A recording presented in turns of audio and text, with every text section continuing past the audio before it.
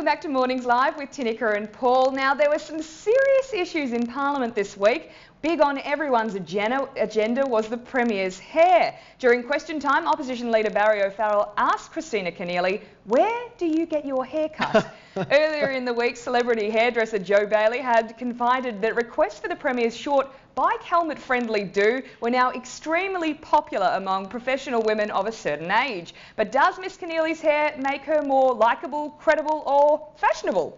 Joining us to answer the tough questions is the hair master himself, Joh Bailey. How you going, Joh? Yeah, good. Good morning. Morning. Now, what does a haircut say about someone, I guess?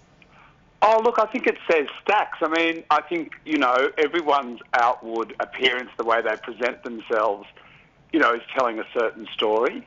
Mm-hmm. And what do you think her story is? Well, I think she's trying to sort of look, I mean, she's definitely trying to look well-groomed.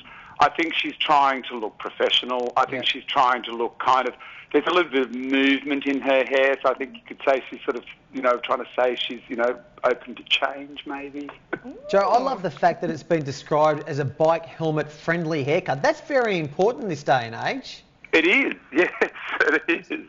Because there's nothing harder than taking off, say, a helmet or a hat and still revealing a very well-groomed head of hair.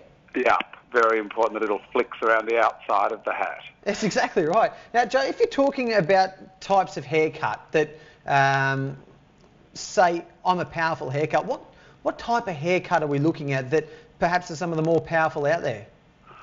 Well, I mean, look, I think neat is powerful. And big is powerful. I think if you look at Margaret Thatcher, that was a very powerful haircut. Would that still be powerful today? Well, it said power, yeah, I think it did. The Queen has sort of power hair. But sort of young power hair or younger power hair is more in the sort of, I suppose, in the look of Christina Keneally's because it's not really fashion forward. It's not new. It's not. It's certainly not fabulous, but it's sort of. I mean, it kind of looks the same all the time. And my guess is that she doesn't do it herself. I think it looks like she spends a lot of time and money on it. Okay. Oh, so how much time and maintenance do you think that she would put into this do? Speaking in, you know, perhaps an hour a day, 20 minutes. I'd say so. I mean, look, a lot of business women do have their hair done every day. Wow. And it's not, I certainly don't think it's a lot of somebody in the public eye to have a blow dry every morning because, you know, first of all, you know, it's probably more time effective. And secondly, you know, if there's a likelihood that you could be photographed on television every day, why wouldn't you want to look your best? Yep. I know Rags does. If you're not here, you can't see him, Joh, but he's actually bald. He's sporting the bald power look. And that's probably good hair for radio. Yeah, totally. Who are some of the celebs out there, Joh, that we see every day in the spotlight? They've got workers on their hair, like you said, every day, blow drying it, colouring, cutting, that have some true power cuts that people might want to emulate. Well, look, the people that I suppose that you see every day that would have their hair done every day are probably television presenters, you know, like newsreaders, Kerry Ann, you know, people like that. But, I mean, there are a whole lot of women in offices out there who, you know, who aren't seen every day who certainly have their hair done daily as well. Speaking of politicians, which politician would you say needs the most work done on their hair? Oh, that's an interesting... well, you know, I reckon, well, I don't know if it's a politician, but certainly a politician's wife. I think, I don't even know if she's known as Mrs. Rudd, but... yes. Kevin's wife could certainly do with a major overhaul in the hair department. And she'd have the funds behind her to afford someone to primp her hair every day as well. Yeah. I think her look is sort of more kind of wash and wear, I don't care. Okay. What about on the male front? Any men out there that have got power haircuts? And is it possible for a man to have a power haircut? Oh, yeah. I mean, it is. I mean, it's I suppose short and sharp is the way to go if you're a man, and once again, it's got to have a sense of well-grooming. Like, I actually think Kevin Rudd has fairly sort of floppy hair, and so it's not really saying anything. He could certainly do with a sharpen up as well. Maybe not that I have anything against the Rudds. You see, the footballers tend to be setting trends these days for male haircuts, don't you? Absolutely. And, you know, the leader of all male haircuts in the world is David Beckham. Yeah. And not only because of the amount of times he changes it, which is often, but also how good it looks and the fact that he's, you know, sporting, so men feel safe to sort of, follow someone like him.